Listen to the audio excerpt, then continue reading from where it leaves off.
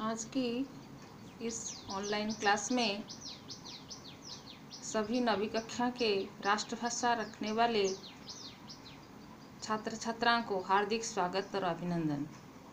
बच्चों, इस समय आप घर में सकुशल रहे होंगे, ये आशा रखती हूँ। अब आपके हाथ में हमेशा मोबाइल तो रहता होगा, तो इसका उपयोग हमेशा अपने पढ़ाई के लिए ही करो और व्यर्थ और फिजूल समय बर्बादी ना करें, क्योंकि आपके ऊपर निर्भर करता है आप कैसे अपने पढ़ाई को आगे जारी रखेंगे। इसलिए हर जो वीडियो हम सब भेजते हैं विभिन्न विषय के, इसको ध्यानपूर्वक देखें और अच्छी तरह से पढ़ाई करें। तो बच्चों, आज हम हिंदी विषय के जो हमारा एक कविता है प्रियतम, उसका आज अध्ययन करेंगे। इस कविता के कवि हैं कवि सूर्यकांत त्रिपाठी निराला जी। आप जो उनका तस्वीर देख रहे हैं, ये कवि सूर्यकांत त्रिपाठी जी का है। अब हम उनका परिचय के बारे में जानेंगे। कवि सूर्यकांत त्रिपाठी का जन्म बंगाल के मेदिनीपुर जिले के महिषादल नामक नगर में सन 1897 ई में हुआ था। पढ़ाई लिखाई वही हुई। उनका जीवन अभावों और विपत्तियों से पीड़ित रहा, लेकिन उन्होंने किसी विपत्ति के सामने झुकना नहीं सीखा। हमेशा संघर्ष करते रहे। जिंदगी भर गरीबी में दिन काटे, लेकिन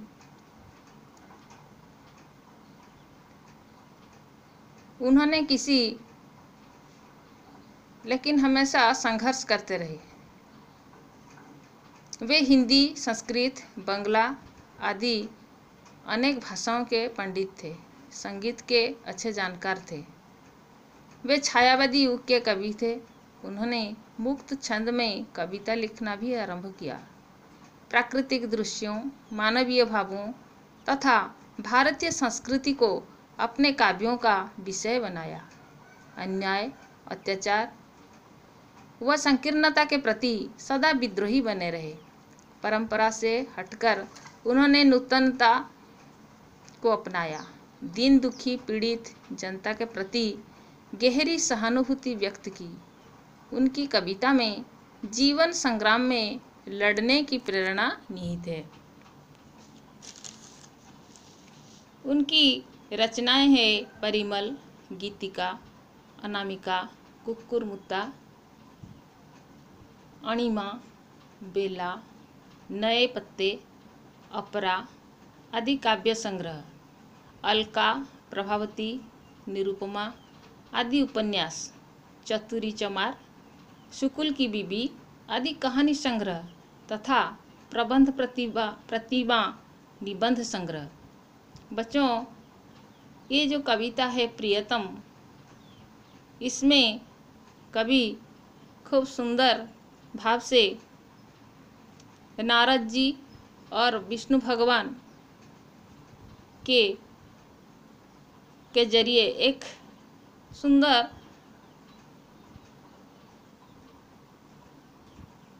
सीख हम लोगों को दी है। तो पहले हम इस कविता को पढ़ेंगे। ये एक आधुनिक कविता है। एक दिन विष्णु के पास गए नारद जी। पूछा, मृत्युलोक में वो कौन है पुण्य श्लोक भक्त तुम्हारा प्रधान? विष्णु जी ने कहा, एक सज्जन किसान है, प्राणों से प्रियतम। नारद ने कहा, मैं उसकी परीक्षा लूँगा। हंसे विष्णु सुनकर यह, कहा कि ले सकते हो। नारद जी चल दिए, पहुँचे भक्त के यहाँ। देखा हौल जोत कर आया वो दोपहर को। दरवाजे पहुँचकर राम जी का नाम लिया। स्नान भोजन करके फिर चला गया काम पर। शाम को आया दरवाजे, फिर नाम लिया। प्रातःकाल चलते समय एक बार फिर उसने मधुर नाम स्मरण किया। बस केवल 3 बार नारद चकरा गए। दिवारात्रि जपते हैं नाम ऋषि मुनि लोग, किंतु भगवान को किसान ही वो याद आया। गए वे विष्णु लोग, बोले भगवान से, देखो किसान को दिन भर में 3 बार नाम उसने लिया है। बोले विष्णु, नारद जी, आवश्यक दूसरा काम एक आया है, तुम्हें छोड़कर कोई और नहीं कर सकता। साधारण विषय यह, बाद को विवाद होगा, तब तक यह आवश्यक कार्य पूरा कीजिए। तेल पूर्ण पात्र वो लेकर प्रदक्षिणा कर आइए भूमंडल की, ध्यान रहे सभी शेष, एक बूंद भी इससे तेल न गिरने पाए। लेकर चले नारद जी आज्ञा पर धृतलक्ष्य। एक बूंद तेल इस पात्र से गिरे नहीं, योगीराज जल्द ही विश्व पर्यटन करके लौटे वैकुंठ को। तेल एक बूंद भी उस पात्र से गिरा नहीं, उल्लास मन में भरा था यह सोचकर, तेल का रहस्य एक अवगत होगा नया।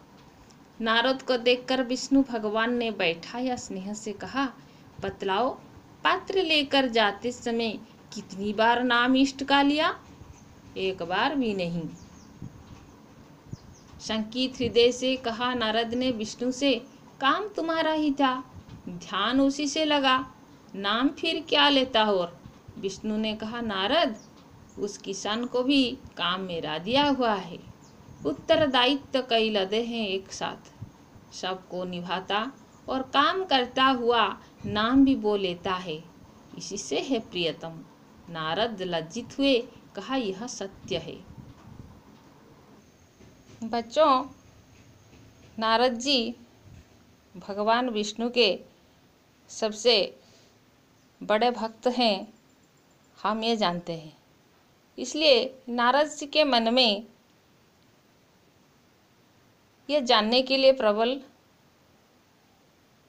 वो इच्छा था। वास्तव में वो यह जानना चाहते हैं भगवान के मुंह से कि वास्तव में उनका प्रिय भक्त, प्रधान भक्त कौन है। तो इसलिए इस बहाने उन्होंने भगवान विष्णु के पास एक दिन गए और अपनी मन की बात उन्हें पूछी डाली। तो इस कविता में भगवान विष्णु और नारद जी के जो कथोपकथन इधर उल्लिखित है और हम उसके बारे में अब समझेंगे। इसमें जो नए शब्द हैं हमने खाते में लिख दिए हैं, आप उसे देखिए। शब्दार्थ दीजिए। मृत्युलोक, मृत्युलोक है पृथ्वी, संसार, भूमंडल। पुण्य श्लोक, पवित्र, यश या कीर्ति वाला, प्राणों से प्रियतम, जीवन से भी प्यारा। स्मरण, याद या स्मृति। चक्राना, हैरान होना, चकित होना। दिवारात्रि, दिन रात। सविशेष का मतलब है आवश्यक या जरूरी। तैलपूर्ण, तेल से भरा। किसान, कृषक, खेतीहर। प्रदक्षिणा, चक्कर लगाना। धृत लक्ष्य, लक्ष्य में लगा। तेलपूर्ण पहले हमने लिख दी है। पर्यटन, यात्रा या सफर। उल्लास, हर्ष, आनंद। अवगत, मालूम होना। इष्ट, अभिलषित, वांछित। उत्तरदायित्व, जिम्मेदारी, निभाना का मतलब है पूरा करना। लज्जित का मतलब है शर्मिंदा होना। विश्व पर्यटन, विश्व भ्रमण। और कुछ विलोम शब्द भी हमने लिख दी है, किताब में भी है, और आप इसको अपने कॉपी में ज़रूर लिख लीजिएगा और उसको याद भी रखिएगा। अब हम इस विषय के ये जो कविता है इसका अर्थ या भाव समझेंगे। एक दिन विष्णु के पास गए नारद जी, पूछा मृत्युलोक में यह कौन है पुण्य श्लोक, भक्त तुम्हारा प्रधान। तो यहाँ सूर्यकांत त्रिपाठी जी ने भगवान विष्णु के पास नारद जी एक दिन जाकर क्या पूछा और उसका उत्तर उन्हें क्या मिला, इसके बारे में इस कविता में लिखा है। तो भगवान विष्णु का नाम हमेशा नारद जी अपने मुख में लेते हैं। नारायण नारायण उनके मुंह में हमेशा रहता है। तो उन्होंने एक दिन विष्णु के पास गए और पूछा, मृत्युलोक में ये वो कौन है? पुण्यश्लोक भक्त तुम्हारा प्रधान।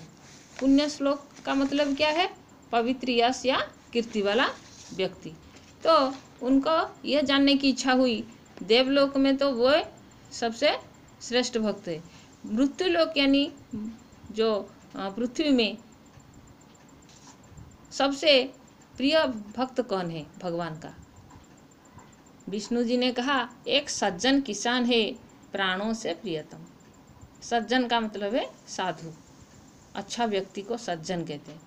तो विष्णु जी ने कहा, एक सज्जन किसान है, एक भद्र एक साधु किसान है जो मेरा प्राणों से भी प्रियतम है।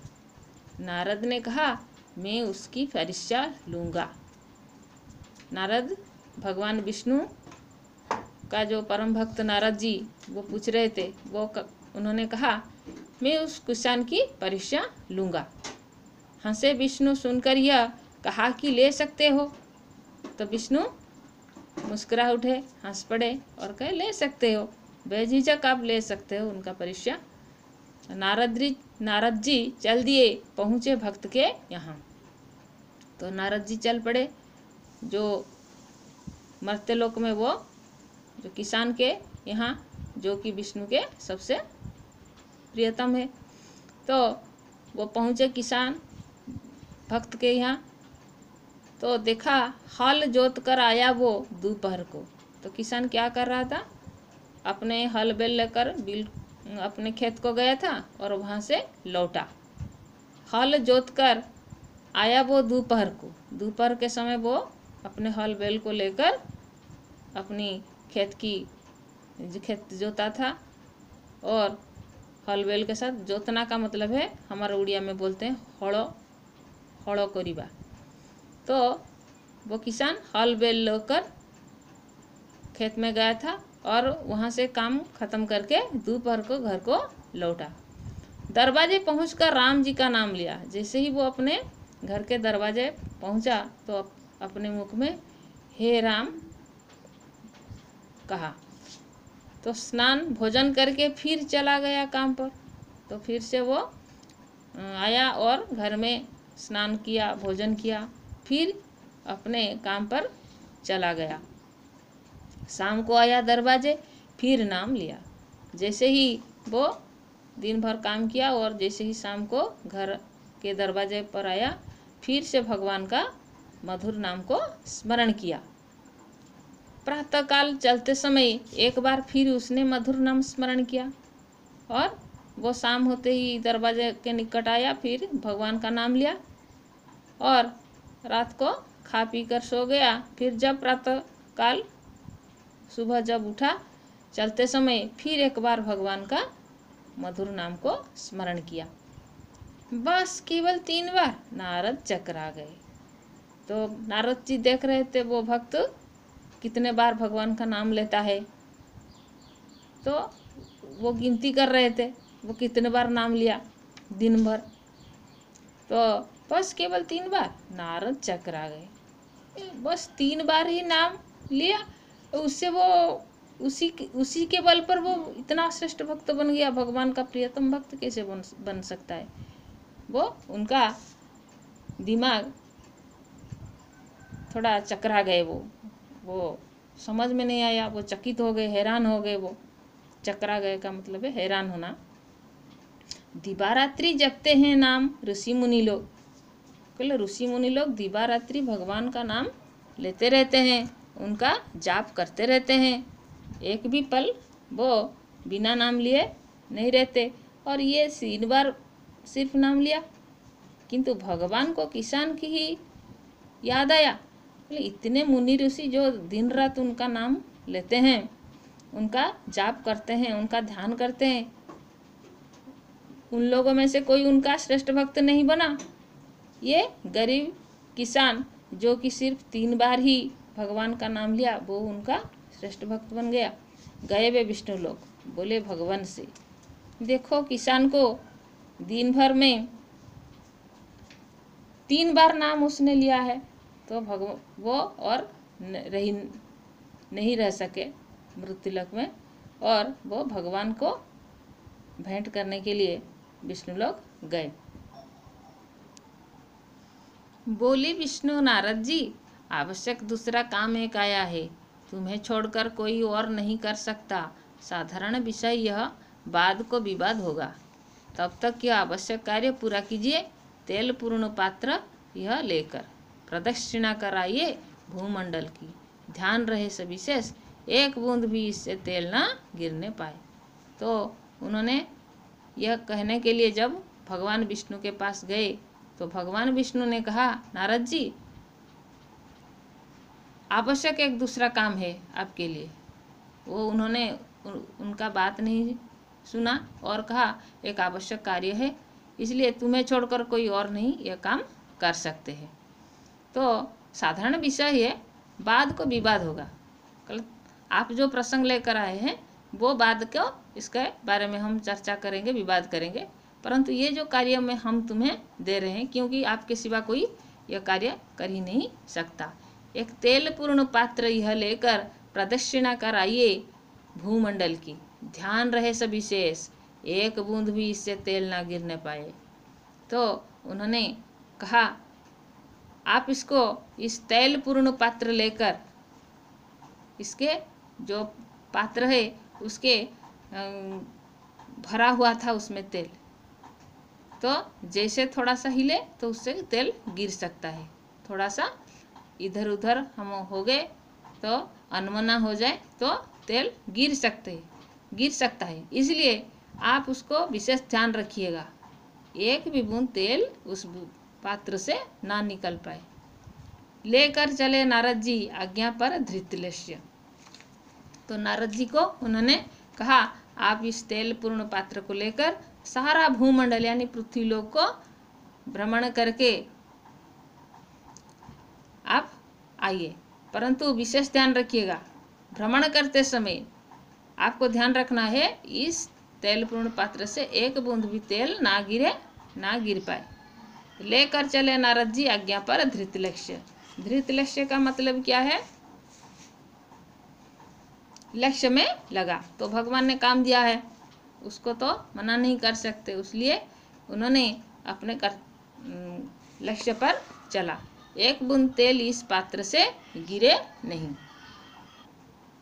आप इस तस्वीर में देख रहे हो नारद जी कैसे तेल पूर्ण पात्र लेकर भूमंडल प्रदक्षिणा करने गए। तो योगीराज जल्द ही विश्व पर्यटन करके लौटे वैकुंठ को।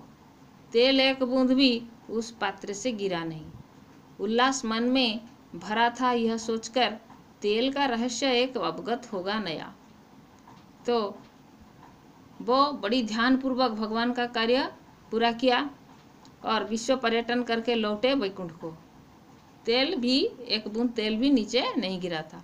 बड़ी ही खुशी में, बड़ी ही आनंद से वो यह सोचते रहे, अब एक तेल का रहस्य के बारे में मुझे अवगत होगा। तो क्योंकि भगवान मुझे तेल लेकर विश्व पर्यटन के लिए क्यों कहा, इसका कोई तो रहस्य होगा, यह जानने के लिए वह बड़ा ही उत्सुक रहे। नारद को देखकर विष्णु भगवान ने बैठाया, स्नेह से कहा, बतलाओ, पात्र लेकर जाते समय कितनी बार नाम इष्ट का लिया? एक बार भी नहीं। भगवान ने कहा, नारद को अपने पास बैठाकर स्नेह से बोले, बतलाओ, पात्र में जब तेल लेकर गए थे तो कितनी बार हमारा नाम लिया था? इष्ट का नाम, इष्ट का मतलब है अभिलषित यानी वांछित। नारद का अभिलषित व वांछित क्या था? भगवान विष्णु, तो वही उनका इष्ट थे। तो इष्ट का नाम कितने बार लिया? उन्होंने पूछा। तो उस समय नारद जी ने कहा, एक बार भी नहीं। शंकित हृदय से कहा नारद ने विष्णु से, काम तुम्हारा ही था, तो संकित भयभीत हुए थोड़ा सा नारद जी और कहा, आपने तो हमें काम दिया था, इसलिए उसका पूरा करने के लिए हमने आपका नाम एक बार भी नहीं लिया। ध्यान इसी से लगा, नाम फिर क्या लेता। और तो आपने तो काम दिया था तो ध्यानपूर्वक लेना, एक भी बूंद तेल ना गिर पाए। अगर मैं नाम लेता तो उसी में ध्यान चला जाता और तेल भी गिर जाते, आपका बात पूरा ना कर पाते, इसलिए हमने नाम ले लिया। तो उस किसान का भी काम मेरा दिया हुआ है, विष्णु ने कहा। क्या कहा? उस किसान को भी काम मेरा दिया हुआ है। उत्तरदायित्व कई लदे हैं एक साथ। उत्तरदायित्व क्या होता है? जिम्मेदारियाँ। वो किसान एक संसारी आदमी है, उसके बाल बच्चे हैं, घर परिवार है और सगे संबंधी है, उन लोगों का भी बात वो समझता है। कई सारे जिम्मेदारियाँ घर का उस पर लदे हैं। वो मेरा नाम भी लेता है, अपना काम भी करता है और वो अपने दायित्व को अच्छी तरह से वो संभालता है, सबको निभाता और काम करता हुआ नाम भी वो लेता है। इसी से है प्रियतम। नारद लज्जित हुए, कहा यह सत्य है। तो नारद जी को समझ में आ गया क्यों भगवान ने ये तैलपूर्ण पात्र उनसे लेकर पर्यटन करवाए, क्योंकि उनके समझ में आना चाहिए था। जे क्या समझना चाहिए था? क्योंकि सिर्फ नाम लेना काफ़ी नहीं, नाम के साथ साथ काम भी करना चाहिए। इसलिए एक कहावत है, हाथ में काम मुख में नाम। तो हाथ में काम करेंगे, अपना दायित्व को अच्छी तरह से निभाएंगे और मुख में भगवान का नाम भी लेंगे। सिर्फ नाम लेने से काम नहीं चलेगा, अपने कर्तव्य से मुंह मोड़ने से नहीं होगा, काम के साथ साथ नाम भी लेंगे, तब जाकर भगवान का प्रिय बन सकते हैं। बच्चों, ये जो कविता आप समझ गए होंगे। अब इसका प्रश्न अभ्यास थोड़ा सा आलोचना कर देंगे। आप उसको अपने हिंदी HW कॉपी में ज़रूर लिखकर इसका फोटो उतार के हमें दिखाइएगा। पहला प्रश्न है, इन प्रश्नों के उत्तर 2-3 वाक्यों में दीजिए। भगवान विष्णु किसे और क्यों अपना श्रेष्ठ भक्त मानते हैं? भगवान विष्णु किसान को अपना श्रेष्ठ भक्त मानते हैं क्योंकि किसान कर्म करते हुए, सारी जिम्मेदारियों की निर्वाह करते हुए भगवान का नाम भूलता नहीं। कर्म ही ईश्वर है, कर्म को छोड़कर सिर्फ भगवान का नाम लेने से कोई आगे नहीं बढ़ सकता। खा, नारद जी ने विष्णु से क्या सवाल किया और उसके उत्तर में विष्णु नारद जी से क्या करने को कहा? हमने अब समझाया आपको क्या करने के कहा। नारद जी ने विष्णु से यह सवाल किया, संसार में कौन तुम्हारा प्रिय और प्रधान भक्त है? भगवान विष्णु ने कहा, एक सज्जन किसान, जो कि किसान ही प्राणों से प्रियतम है। और विष्णु नारद को एक तैलपूर्ण पात्र देकर कहा, विश्व पर्यटन करके आओ, परंतु ध्यान रहे उससे एक बूंद तेल ना गिरना नहीं चाहिए। ये उत्तर लिखना है आपको। दूसरा नंबर, एक या 2 वाक्य में उत्तर दीजिए। नारद जी ने किससे सवाल किया? नारद जी ने विष्णु से सवाल किया। विष्णु जी ने नारद को क्या उत्तर दिया? विष्णु जी ने नारद को यह उत्तर दिया कि एक सज्जन किसान प्राणों से प्रियतम है। नारद ने किसकी परीक्षा लेने की बात कही? किसान की, भक्त किसान की। किसान ने कब कब भगवान का नाम स्मरण किया? किसान ने सुबह, शाम और दोपहर को भगवान का नाम स्मरण किया 3 बार। नारद जी किस बात से चकरा गए? सिर्फ 3 बार नाम लेकर किसान भगवान जी का प्रिय बन गया, इस बात को लेकर नारद जी चकरा गए। तेलपूर्ण पात्र लेकर नारद जी कहाँ गए? तेलपूर्ण पात्र लेकर नारद जी विश्व पर्यटन करने गए। विष्णु ने नारद जी को किस बात पर ध्यान देने को कहा? कहा कि तेलपूर्ण पात्र लेते समय आपको ध्यान रहे कि एक भी बूंद तेल उस पात्र से ना गिरे। नारद जी को अपने पास बुलाकर विष्णु ने क्या कहा? नारद जी को अपने पास बुलाकर विष्णु ने क्या कहा?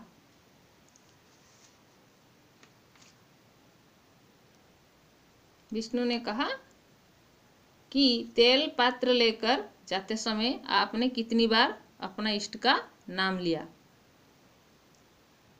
झ विश्व पर्यटन के दौरान नारद जी ने कितने बार विष्णु का नाम लिया था? एक बार भी नहीं। संकीर्त हृदय से नारद ने विष्णु से क्या कहा?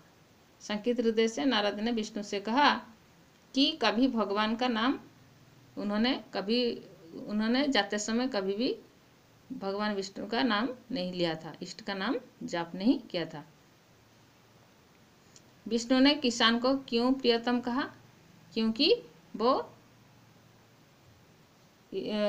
वो अपना काम करते हुए भी भगवान का नाम ले रहा है, इसलिए वो उनका प्रियतम है। नारद जी ने विष्णु की बात से लज्जित होकर क्या कहा? यही सत्य है। सही उत्तर चुनिए। ये सब जानते हैं आप, इसको आपको लिखने में कोई दिक्कत नहीं होगी। अब भाषा ज्ञान देखिए। नीचे लिखे शब्दों के समानार्थी शब्द लिखिए। मृत्युलोक हमने लिखा था। मृत्युलोक का मतलब है पृथ्वी, संसार आदि। दिवस, रात्रि, रजनी, निशा, रात, प्रातः, सुबह, सवेरा। वैकुंठ आप विष्णु लोक भी लिख सकते हैं, स्वर्ग भी लिख सकते हैं, गोलोक भी लिख सकते हैं। 2 नीचे लिखे शब्दों के विलोम शब्द लिखिए। प्रधान, अप्रधान। रात्रि, दिवा। प्रातःकाल, सायंकाल। आवश्यक, अनावश्यक। साधारण, असाधारण। उल्लास, विषाद। विशेष रूप से ध्यान दीजिए, ये पुल्लिंग स्त्रीलिंग निर्णय आपको करना है। जो शब्द हैं भक्त, किसान, दरवाजा, विषाद, विवाद, आज्ञा, स्मरण, परीक्षा, नाम और बूंद। हमने जिसके नीचे हमने रेखा खींची है, भक्त, किसान, दरवाजा, विवाद, स्मरण, नाम, ये सब पुल्लिंग है। बाकी 3 रह गए, आज्ञा, परीक्षा और बूंद, ये 3 है स्त्रीलिंग। इसको आप लिख लीजिएगा। बाकी जो 4 नंबर है, नारद ने कहा मैं उसकी परीक्षा लूँगा। इस वाक्य में लूँगा क्रिया है जिससे भविष्यत काल की सूचना मिलती है। निम्न वाक्यों को काल निर्णय कीजिए। किसान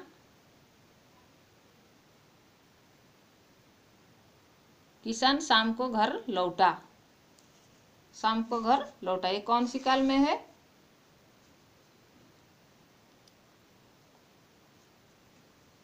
आपको पता है कौन सी काल में है? कुत्ता भौंक रहा है। किसान शाम को घर लौटा, ये भूतकाल में है। कुत्ता भौंक रहा है वर्तमान काल, मेरे पिताजी कल दिल्ली जाएंगे। भविष्यकाल, यहाँ का दृश्य दर्शक को आकृष्ट करता है। वर्तमान काल, बुखार के कारण कल मैं स्कूल नहीं आ पाया। भूतकाल, इन्हें क्या कहते हैं लिखिए। जो खेती का काम करता है वो किसान। उसी तरह से एक पद में क्या होगा लिखना है। जो कपड़ा बुनने का काम करता है उसका कहते हैं बुनाकार या हंसी। जो रोगियों का इलाज करता है वो चिकित्सक है। और डॉक्टर भी लिख सकते हो, चिकित्सक भी लिख सकते हैं। जो हमारे पास चिट्ठियाँ पहुँचाते हैं वो डाकिया। तो इस तरह से ये सारे प्रश्न का उत्तर हमने आलोचना कर दिया। आप उसको हिंदी कॉपी में ज़रूर लिखिएगा और इसका उत्तर भी हमें फोटो करके व्हाट्सएप में भेजना। धन्यवाद। जय हिंद।